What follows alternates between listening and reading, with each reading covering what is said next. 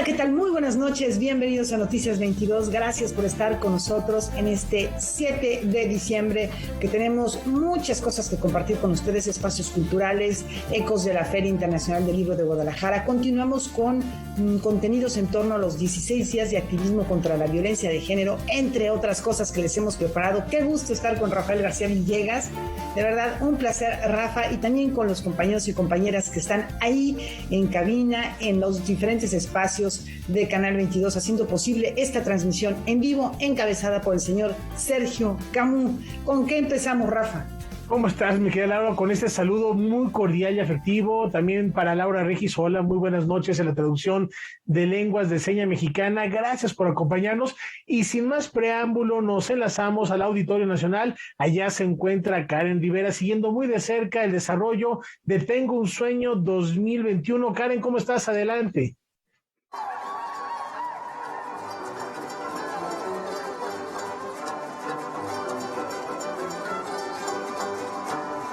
¿Qué tal? Muy buenas noches, amigos de Noticias 22. Efectivamente, me encuentro en el Auditorio Nacional, donde se está llevando a cabo el magno evento de cultura comunitaria Tengo un Sueño 2021.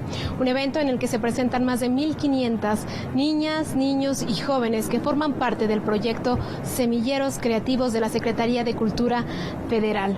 Tuve la oportunidad de platicar con Esther Hernández, directora general de Vinculación Cultural, quien nos da un panorama general de lo que es este encuentro. Buenas tardes, el magno evento de cultura comunitaria Tengo un Sueño se presenta hoy 7 de diciembre en el Auditorio Nacional.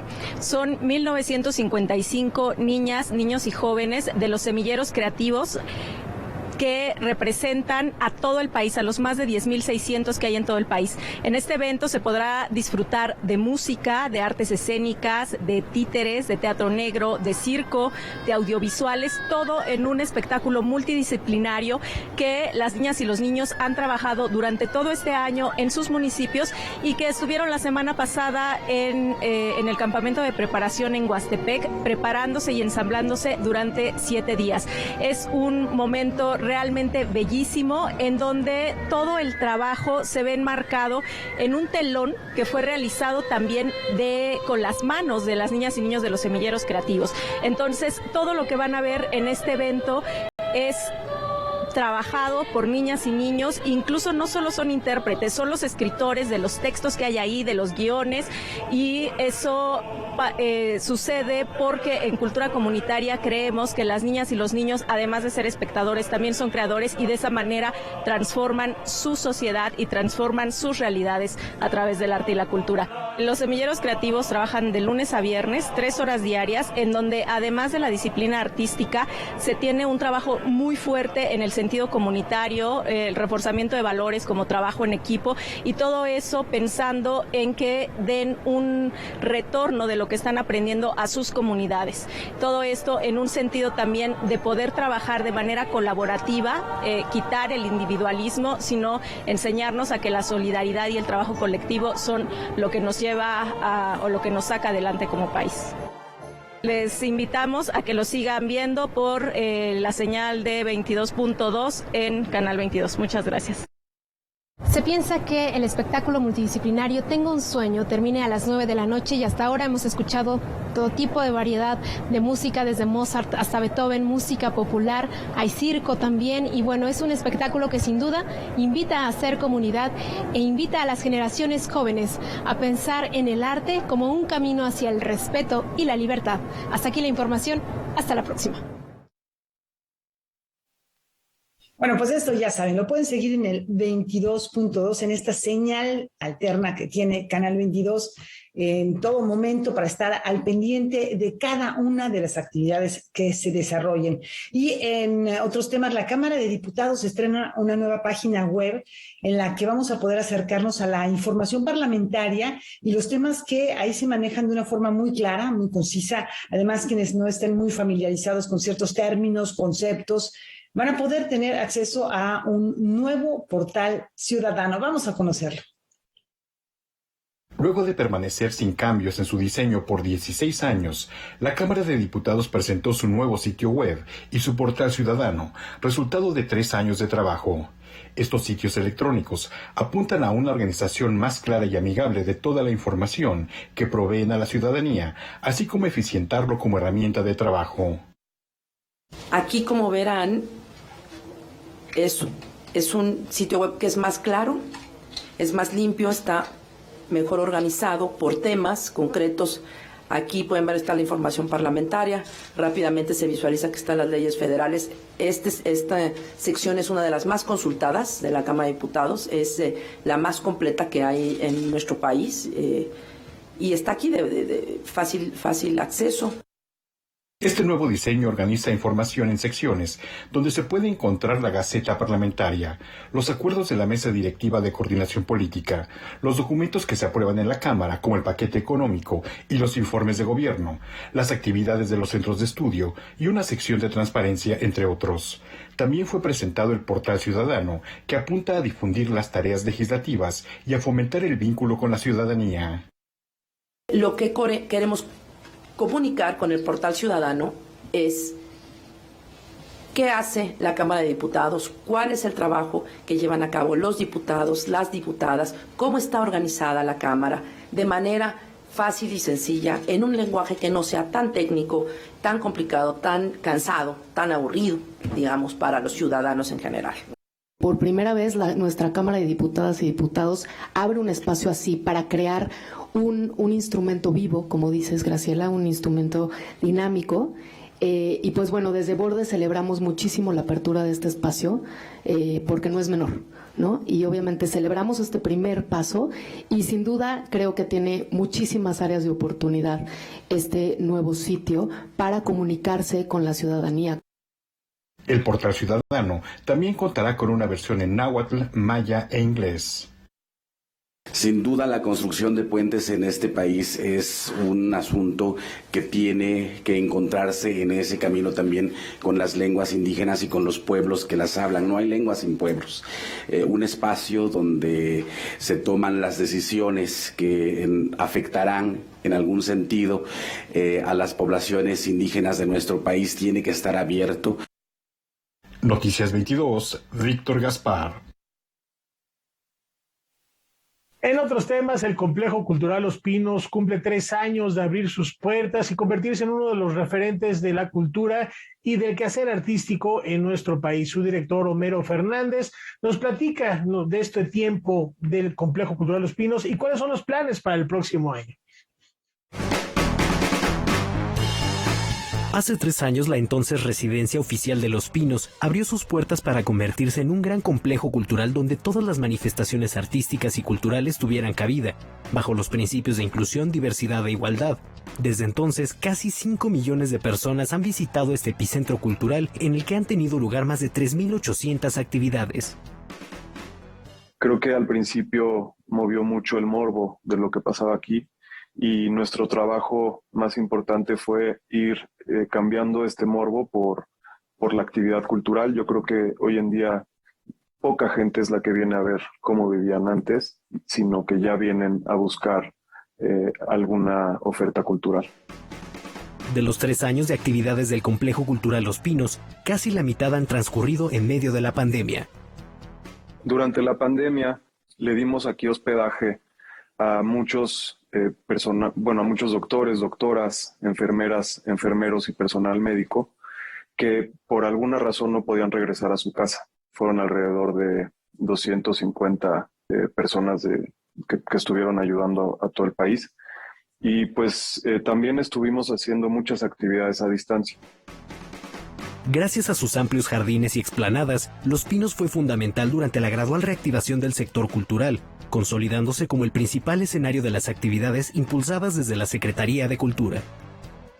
Otra cosa que también nos ha permitido el proyecto Chapultepec Naturaleza y Cultura es poder atender a nuestras comunidades también en pandemia, con 13 convocatorias que sacamos, que tuvo alrededor de 5,000 personas beneficiadas.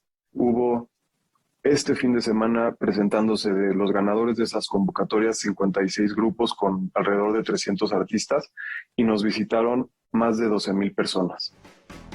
El Gran Festival Chapultepec, celebrado este fin de semana, fue solo la coronación de un año de intensas y diversas actividades.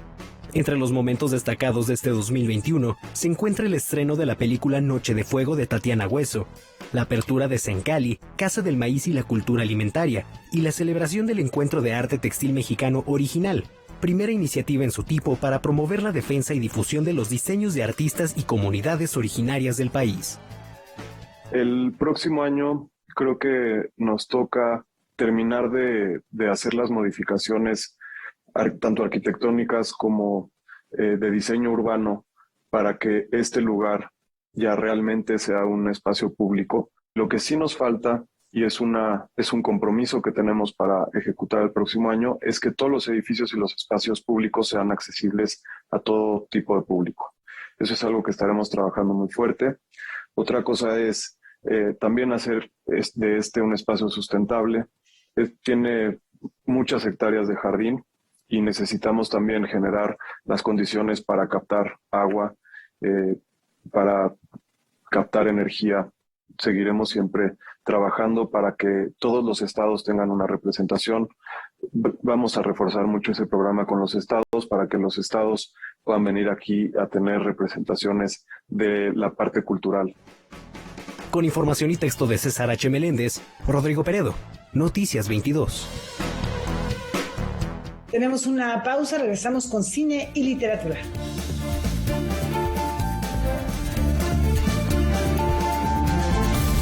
Momento de enlazarnos a la capital michoacana. Ya se encuentra Julio López y nos platica cómo se vive la edición del Festival Quórum Morelia. Julio, adelante.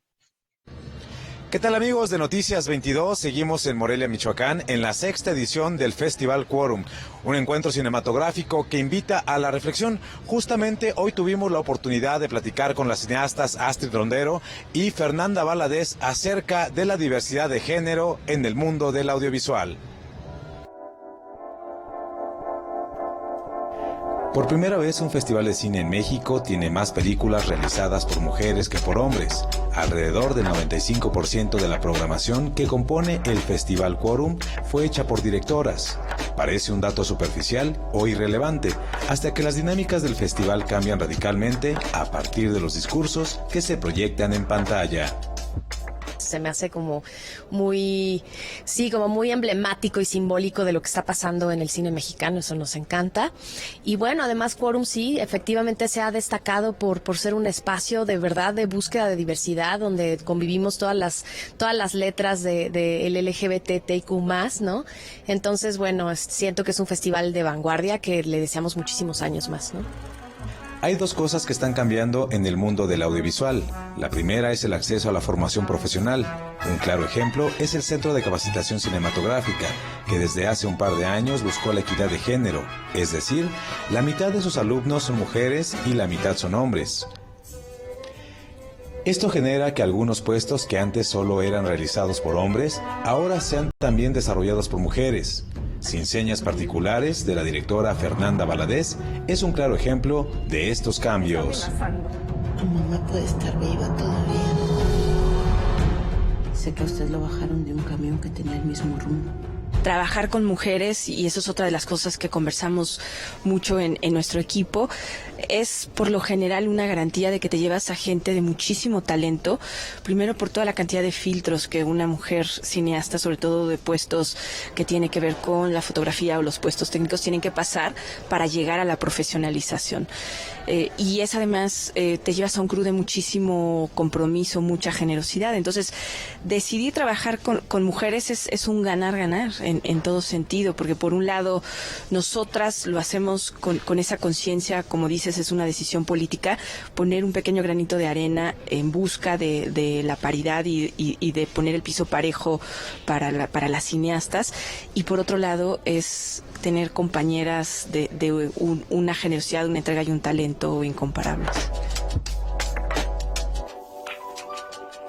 Estos cambios afectan también a las historias. Ahora es más común encontrar películas con perspectiva de género o personajes que pertenecen a la comunidad LGBT, vistos con otra óptica.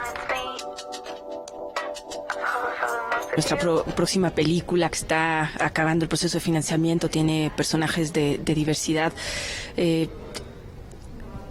También tiene, creo que, personajes que nos intrigan por su masculinidad, que es como lo que dice Astrid, parte del proceso natural de ser cineastas, o lo sentimos de esa manera. Por supuesto que queremos hablar de mujeres, pero queremos también hablar de aquello que nos intriga, que es lo otro, que en nuestro caso lo otro y lo distante es los hombres heterosexuales. Esta historia en particular estamos hablando de un huérfano del narco, y yo siento que también vive en una estigmatización terrible, ¿no? Parte de nuestra labor es desmontar esas ideas preconcebidas que hacen que un individuo no pueda vivir a plenitud su vida. Si todo sale bien, el próximo año comenzarán el rodaje de Sujo, un proyecto que nuevamente tomarán como bandera para hacer cambios en la industria del audiovisual. Los temas polémicos no se han hecho esperar y ahora vamos a hablar de la gestación en personas trans, un tema que aborda la película Victoria, que genera múltiples reacciones en el espectador. Yo pensaba que estaba construyendo como al hombre típico, ¿no? Así, macho probado. Exponer tu vida, tus sueños y tus temores no es algo fácil, pero fue justamente lo que hizo el protagonista de la película Victoria, Alex Reyes de Anda. A lo largo de 5 años, la directora Eloísa Díez retrató su vida y sus procesos de cambio. Como siempre nos toca hacer punta de lanza, nos toca abrir caminos, nos toca mostrar historias. Sobre todo eso, queremos mostrar una cara humana, una historia real de algo tan complejo como es la gestación trans. En un pequeño pueblo conservador de Jalisco, este hombre construye su identidad y defiende su derecho a la maternidad, a pesar de las críticas, los ataques y el rechazo. Tener apariencia masculina y estar embarazado fue algo que puso toda su vida al borde del precipicio. Tuvimos en contra mucha gente que, a pesar de decirse pro vida, pues dicen sí pro vida, pero no esta clase de, sí pro embarazo, pero no esta clase de. Y ahí es donde cuestionas a la sociedad y dices, bueno, esta hipocresía o esta... ¿qué es lo que estás defendiendo entonces, no? Porque si estás defendiendo una infancia feliz, una familia contenta, voltea a ver a mi familia, voltea a ver a mi hija. Repito, lamentablemente la iglesia con quien nosotros trabajamos muy muy de cerquita, pues sí nos cerraron las puertas en todos lados, sí me dijeron, es que eso no estuvo bien, es que, bueno, tú ya eras una persona trans y lo estábamos digiriendo y todavía no sales con esto. O sea, eso fue parte de lo que nos tocó vivir. Yo creo que más adelante las cosas van a ser muy diferentes. Victoria es una película que asombra y que genera empatía. Se aleja del amarillismo y de cualquier discurso de protesta y se aboca a resaltar la humanidad de los protagonistas. Yo tenía, la verdad, mucha miedo, recelo, desconfianza de cuál iba a ser la recepción por el público, pero creo que Eloísa de verdad hizo un muy buen trabajo. Presenta una historia de manera muy amable, cero bélica, guerrillera, siento yo. O sea, a pesar de que estás yendo contra la corriente, pues lo presenta de una manera muy amable, muy humana, y eso ha ayudado. La palabra que más frecuentemente se nos acercan a decir es un documental conmovedor.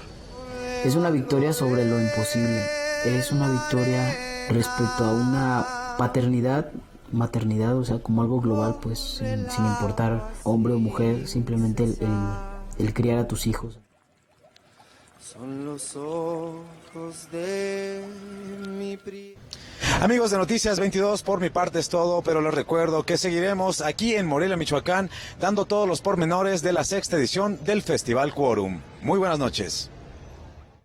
Gracias a Julio por esta cobertura y nos vamos con otro festival, el de literatura infantil y juvenil, que regresa este 2021 con muchas actividades en formato híbrido. Su programación no se limita solamente a la Ciudad de México, sino que también tiene presencia en otras entidades de la República. Marilina Barona, directora general de publicaciones, nos comparte más sobre la programación de este año. Vamos a conocerla. Esta vez diseñamos un festival de literatura infantil y juvenil que va a ocurrir del 13 al 19 de diciembre y que va a ser virtual y presencial. Tiene las dos modalidades, pero sobre todo va a ser un festival muy descentralizado y muy internacional. Algo importante es que contamos con el apoyo de Alas y Raíces, este programa de cultura para la infancia y la juventud, y Alas y Raíces nos va a proporcionar mucha oferta cultural, tanto en las librerías. No son todas las librerías de la red de librerías, porque tenían que ser librerías que tuvieran ciertas características. Si es una librería que tiene un espacio chiquitito y que no se puede trabajar afuera, pues imposible. Pero, por ejemplo, como la librería en Acapulco, que está en el Centro Cultural y que atrás tienen un foro al aire libre que está perfecto para hacer actividades. El estado de Guerrero levantó la mano para ser sede del festival, entonces tendremos actividades en Acapulco y en Chilpancingo, pero también levantó la mano Chihuahua y varios municipios, entonces tendremos festival en Ciudad Juárez y en Chihuahua capital.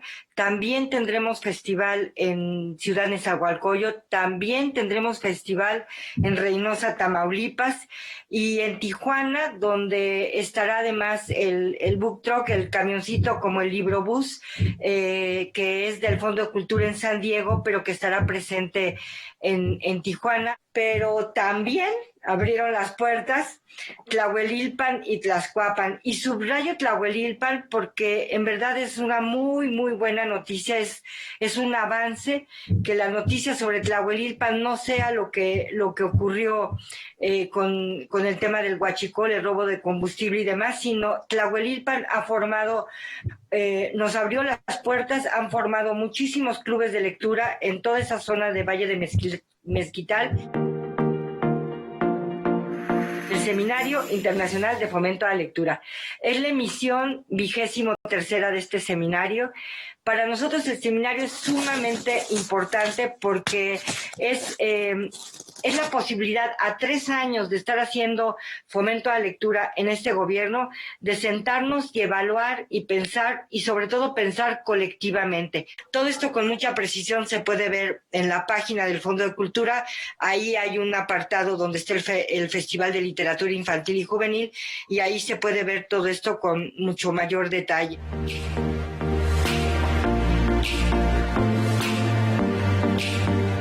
Pues a seguirlo muy de cerca, y también seguir muy de cerca esta noche. Debate 22, Gaby Tlaseca recibe al fundador de Storybaker, Mauricio Carrera, quien hablará sobre su libro Panmedias, los medios en la pandemia. No se pierdan esta entrevista terminando este espacio informativo Noticias 22. Una pausa y ya volvemos.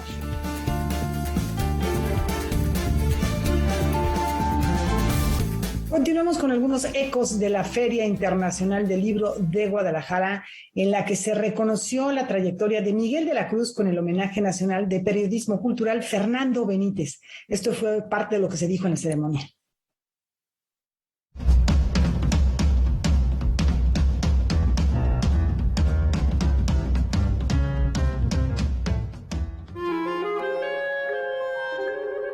Al entrevistar a los grandes creadores y creadoras, no solo de México, sino del mundo, Miguel ejerce el cuestionamiento preciso y se asegura de que la información sea comprensible para los diversos públicos que siguen de cerca las noticias en nuestros canales de televisión.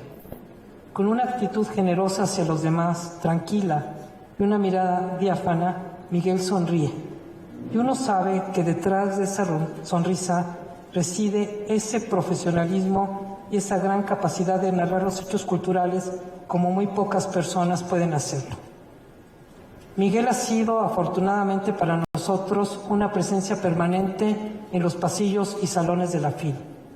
Qué gusto, Miguel, que hoy nos acompañes de este lado de la cámara y de este lado del micrófono, para celebrar un reconocimiento tan merecido como significativo. Enhorabuena, querido Miguel. Miguel captura la información y selecciona aquella que tiene sentido. Mitiga el mal humor social, los excesos y la estridencia, contándonos las mejores historias y los mejores sueños.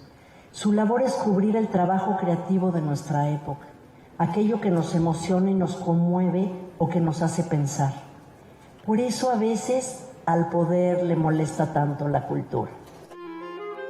Miguel de la Cruz promociona la lectura a través de su club, administra un grupo de difusión de la cultura en Facebook y reportea el quehacer creativo. Por esto, por 3 décadas en el ejercicio del periodismo, es que se le entregó este galardón en el marco de la Feria Internacional del Libro de Guadalajara.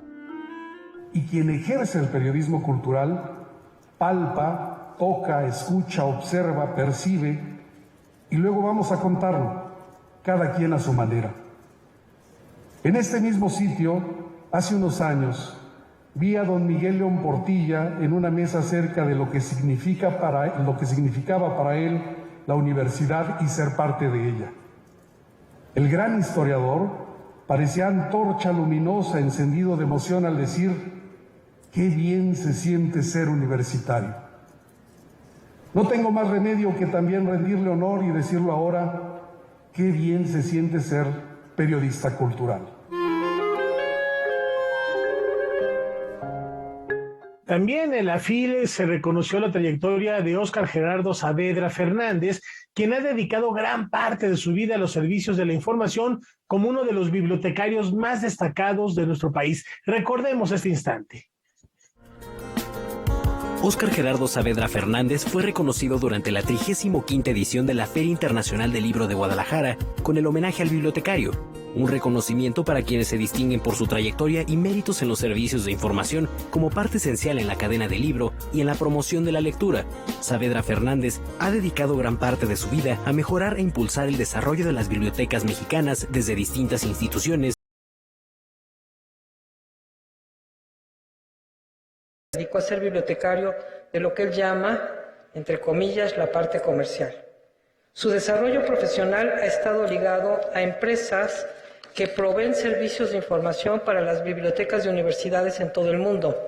Además, sus tareas lo llevaron a ser partícipe de las nuevas tecnologías de la información y las comunicaciones, así como el trabajo editorial y bibliotecológico. Por sus méritos, a Óscar Saavedra se le considera un excelente bibliotecario y a la vez un gran promotor de información científica y tecnológica en las bibliotecas, especialmente en las académicas. Él señala que para ser un buen bibliotecario se requiere de algunas cualidades especiales como creatividad, disciplina, serenidad, juicio y cooperación, además de los conocimientos y destrezas propios de la especialidad. El bibliotecario, oriundo de Veracruz, es egresado de la Escuela Nacional de Biblioteconomía y Archivonomía de la Secretaría de Educación Pública. A lo largo de su trayectoria, se desempeñó como jefe de la Biblioteca, Hemeroteca y Archivo Histórico de la Secretaría de Comunicaciones y Transportes. Fue vicepresidente y gerente general para América Latina de EBSCO Information Services y presidente de la Asociación Mexicana de Bibliotecarios. Él además participó en el proyecto de planeación bibliotecaria en la construcción de la Biblioteca Pública Central y Estatal José María Pino Suárez en Villahermosa, Tabasco, al lado de los arquitectos Teodoro González de León y Francisco Serrano. Fue en las aulas de mi querida alma mater,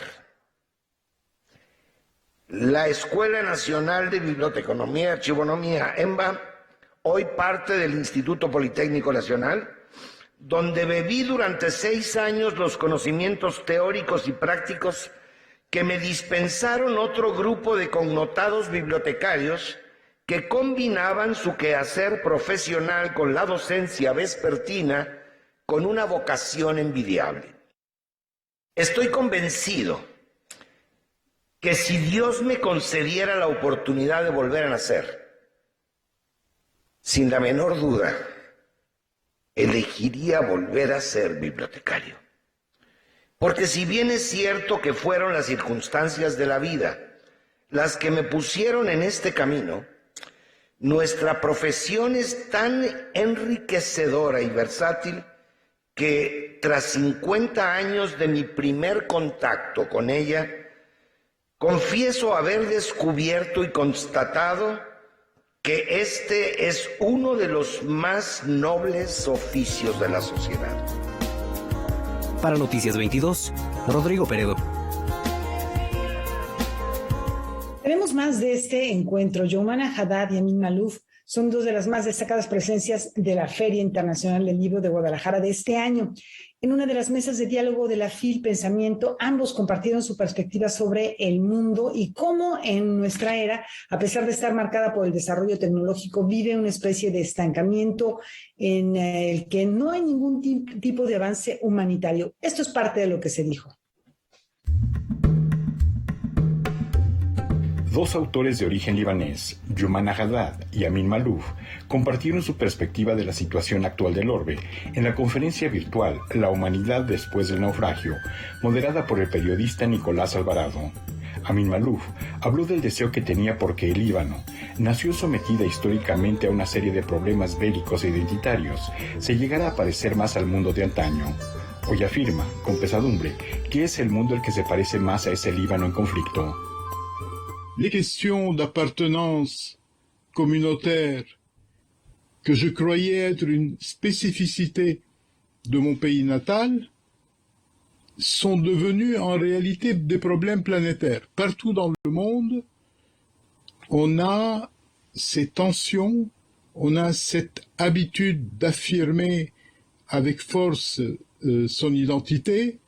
Il y a beaucoup de pays autour du Liban et ailleurs, où la question de l'appartenance religieuse est devenue une question fondamentale pour définir la vie politique, la vie intellectuelle, et de ce point de vue, j'ai l'impression que ce que j'ai vécu a malheureusement acquis avec les années, une valeur que je n'ose pas qualifier d'universelle, mais que ça s'est propagé comme une pandémie. Avecindado en Francia desde hace varias décadas, Maalouf acusa el cambio en Europa, que ha pasado de una tradicional actitud de apertura y tolerancia a otra de palpable endurecimiento, rigidez y encierro, que se explica por el paso de conflictos ideológicos a otros de carácter identitario. C'est-à-dire le fait qu'on ait un peu dénigré l'État, qu'on ait voulu réduire le lien entre l'État et les citoyens, qu'on ait donné trop d'importance aux lois du marché, ça c'est un élément qui joue un rôle. Mais il y a aussi des facteurs purement culturels. Je pense qu'il y a des tensions dans le monde qui ont été exacerbées au moment de la fin de la guerre froide. Nous avons vécu une longue période où les conflits dans le monde étaient essentiellement idéologiques. Et il ne faut pas faire l'éloge de l'époque des conflits idéologiques, mais c'est une époque complètement différente de celle des conflits identitaires. Quand le débat est à caractère idéologique, il y a un débat. Quand c'est identitaire, il n'y a pas de débat. Chacun dit ce qu'il est, et puis on se tape dessus. Il n'y a pas de débat véritable. A este escenario, Youmana Haddad agrega otros elementos transversales, como el económico, el religioso y el educativo.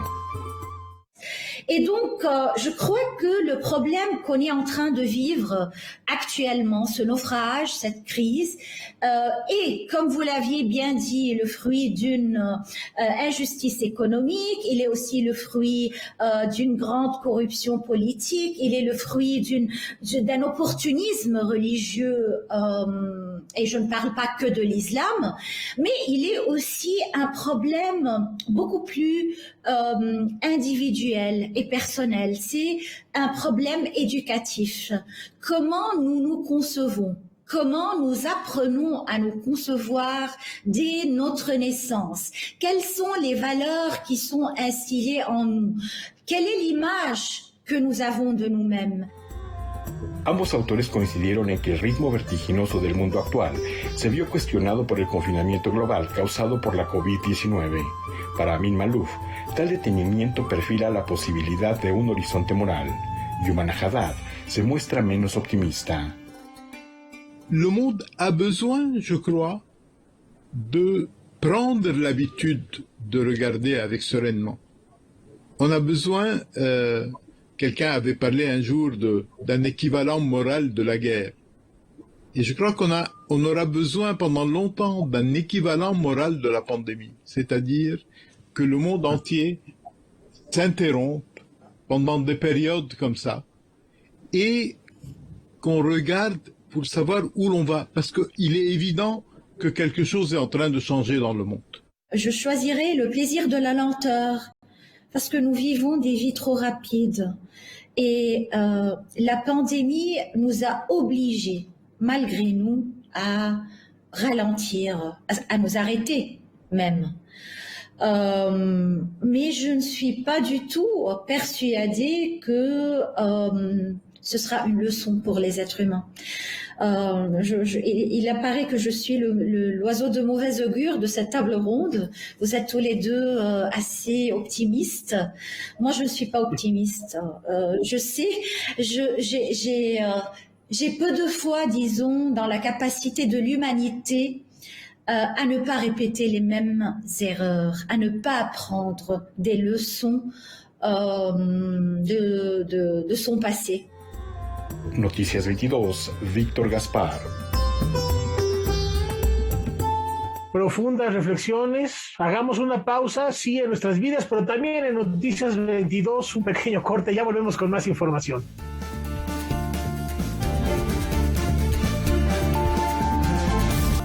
Continuamos con nuestra serie de contenidos relacionados a los 16 días de activismo contra la violencia de género. El Museo Universitario Arte Contemporáneo de la máxima casa de estudios reúne el trabajo de más de 30 artistas para hacer una exploración del concepto de la maternidad a partir de distintas miradas. Vamos a conocerlo. La violencia y explotación por las que atraviesan los cuerpos que gestan, que cuidan y sostienen el ciclo de la vida es el punto de partida de la exposición Maternar, entre el síndrome de Estocolmo y los actos de producción que exhibe el Museo Universitario Arte Contemporáneo. Se trata de una muestra que devela cómo el concepto de maternidad es atravesado por estructuras culturales, sociales, políticas y económicas. Decidimos explorar cómo era que estaban trabajando las artistas hoy en día este tema, ¿no? Porque digo, históricamente la representación de la maternidad es una representación idealizada muy desde la mirada masculina, en donde no se problematizaba la experiencia como tal, y encontramos que realmente era un tema muy prolífico, que había muchos artistas que lo estaban trabajando también como desde la experiencia misma. Son 47 obras de más de 30 artistas que reflejan la amplitud de fuerzas, dinámicas y momentos por los que atraviesa esta experiencia, desde la violencia obstetricia hasta el infanticidio, pasando por circunstancias como el manejo del dolor en el parto y la biopolítica que lo acompaña. O sea, hay artistas, colectivos peruanos que están hablando de los episodios históricos de esterilizaciones forzadas a poblaciones indígenas en Perú, artistas que están hablando sobre el problema del aborto clandestino, varios artistas que están tratando de entender qué fuerzas operan en todas las industrias de fertilidad, ¿no? Desde las madres subrogadas hasta otras industrias de fertilidad. Lo que vemos es que todas estas experiencias que parecen como muy concretas y muy específicas, en realidad no pueden verse como de manera aislada, porque en realidad son como una especie de núcleo que entrama todas estas como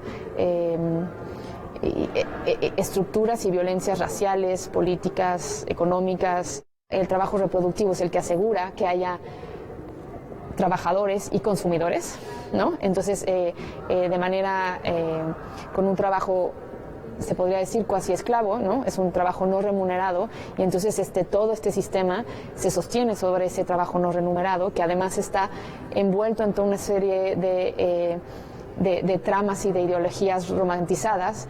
Por eso hablamos un poco en el título del síndrome de Estocolmo, ¿no? De esta situación de un síndrome de Estocolmo a escala mundial. Hay toda esta narrativa del amor y de que esto sea un trabajo que se hace por amor, y que no nos permite ver toda esta explotación y que de alguna forma nos hace como hasta casi cómplices en reproducir este sistema de manera como acrítica, ¿no? Maternar se podrá visitar en el MUAC de jueves a domingo de 11 de la mañana a 5 de la tarde hasta junio de 2022. Noticias 22, Karen Rivera. Y del Museo Universitario Arte Contemporáneo nos vamos al Museo de Arte de la Secretaría de Hacienda y Crédito Público, donde se han abierto 2 nuevos espacios. Uno de ellos nos permite conocer la extensa colección de arte que resguarda la dependencia en el marco de su bicentenario, y el segundo rinde homenaje al artista plástico Federico Silva en el alba de sus 100 años. El Museo de Arte de la Secretaría de Hacienda y Crédito Público cierra el año con la apertura de 2 nuevos núcleos temáticos. El pasado mes de octubre, este recinto inauguró Hacienda es Memoria, donde actualmente se muestra la exposición temporal Rafael Coronel, La Melancolía del Ser. Ahora, para celebrar el bicentenario de la Secretaría, se presenta Hacienda es Patrimonio, un espacio que demuestra diferentes piezas y documentos que la dependencia ha conservado desde sus inicios en noviembre de 1821. Mismo año de la consumación de la independencia de México. Entonces esto nos dio oportunidad para montar una exposición, para proponer una exposición que fuera un recorrido con documentos, con periódicos, con folletos, con una serie de materiales que pertenecen a la Secretaría, sobre todo a los fondos reservados de la Biblioteca Miguel Lerdo de Tejada, el Fondo Histórico Ortiz Mena, y proponiendo piezas que representaran disposiciones legales, folletos, caricatura, también el otro punto de vista que es el periodístico, de tal manera que de entre miles de piezas, porque los fondos históricos de Hacienda son muy ricos, sí hubo que elaborar tratar de ser muy concisos, muy breves, para poder representar este arco de 200 años e inclusive un poco más, porque se plantean los antecedentes inmediatos a cómo era la Real Hacienda cuando estalla la Guerra de Independencia. Hacienda es Patrimonio también retrata la modernización paulatina y la consolidación de la política económica durante el siglo XIX. Este núcleo, además, cuenta con una colección de 30 obras provenientes del programa Pago en Especie. Las piezas que principalmente se exhiben de pago en especie corresponden a la colección toral con la que se inicia el programa, que se llama la colección Fundadores. Son 30 obras. Son 30 obras de artistas como Raúl Anguiano, Angelina Belov, Chávez Morado, Lola Cueto, y por supuesto está la pieza con la que se inicia todo esto cuando Siqueiros va con Hugo Margain de manera informal a proponerle que los artistas paguen sus impuestos con su obra, y la primera obra que ingresa es de Diego Rivera, Lucila y los Judas. De manera paralela, el museo presentó Hacienda es Arte. En diferentes momentos, este núcleo rendirá un homenaje en vida a los creadores que han contribuido a las colecciones de Hacienda. La primera muestra está dedicada al artista plástico Federico Silva. Es una exposición que está compuesta por 10 esculturas que forman parte del acervo de Pago en Especie, 10 de las 11, porque son 11 en total las que con las que contamos del maestro Silva. También hay 5 esculturas del Museo Federico Silva de San Luis Potosí y 3 piezas inéditas de la colección del maestro, que aparte fueron producidas en 2021. Las 3 exposiciones ya están abiertas en el Museo de Arte de la Secretaría de Hacienda y Crédito Público, donde próximamente también se inaugurarán 3 espacios más: Hacienda es Identidad, Hacienda es Diversidad Cultural y Hacienda es Inclusión. Para Noticias 22, Rodrigo Peredo. Vamos a otro museo, el de Memoria y Tolerancia. Ahí el artista plástico Rivelino está presente con una obra que nos va a hacer reflexionar sobre la igualdad y la libertad. Vamos a descubrir más sobre esta pieza. El atrio del Museo Memoria y Tolerancia de la Ciudad de México se ha convertido en un espacio escultórico que alberga piezas de David Alfaro Siqueiros, Vicente Rojo y 2 de Juan Soriano. A estas obras se suma Tú, del artista plástico José Rivelino. El Museo Memoria y Tolerancia siempre estuvo interesado en tener esta pieza porque lo que es importante aquí resaltar es que es una obra que habla de la igualdad, de qué tan iguales somos uno frente al otro. ¿Quién es el otro para mí y quién soy yo para el otro? En realidad, esta es una réplica a escala de una obra mucho más grande que se exhibió en Londres como parte de las actividades del Año Dual México-Reino Unido. La pieza monumental mide 16 metros de largo por 2.5 metros de alto y pesa 30 toneladas. Y esta es una versión de 8 metros y medio por 1,80 de alto, por 1,50, pero aún así es muy grande. También está hecha de bronce. Las dos es una escala exacta. Esta del Museo de Memoria y Tolerancia a la monumental. Mismos materiales, mismas circunstancias, y ya se queda ahí de forma permanente interactuando con el público de la Ciudad de México. La obra fue creada con 2 propósitos. El primero, que hiciera reflexionar al espectador sobre los conceptos de igualdad y libertad, y el segundo, de transformar el espacio público.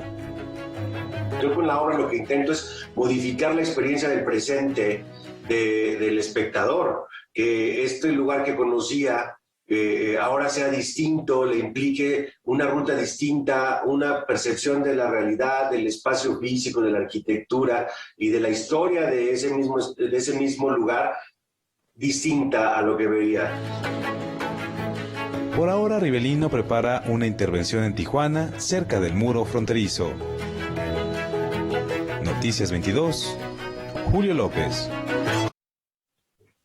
Y nos vamos a despedir, lo hacemos con música, recordando al compositor y director de orquesta italiano Pietro Mascagni, a 158 años de su natalicio, uno de los grandes representantes del verismo. Ya cuando estaba pasando el movimiento romántico en Europa, surge el verismo, la verdad se impone ante todo, y es donde encontramos las tragedias dentro de las tragedias. Es muy interesante porque Mascagni, Laura, tú lo sabes, escribió una quincena de óperas, varias obras orquestales, vocales, una serie de piezas para piano.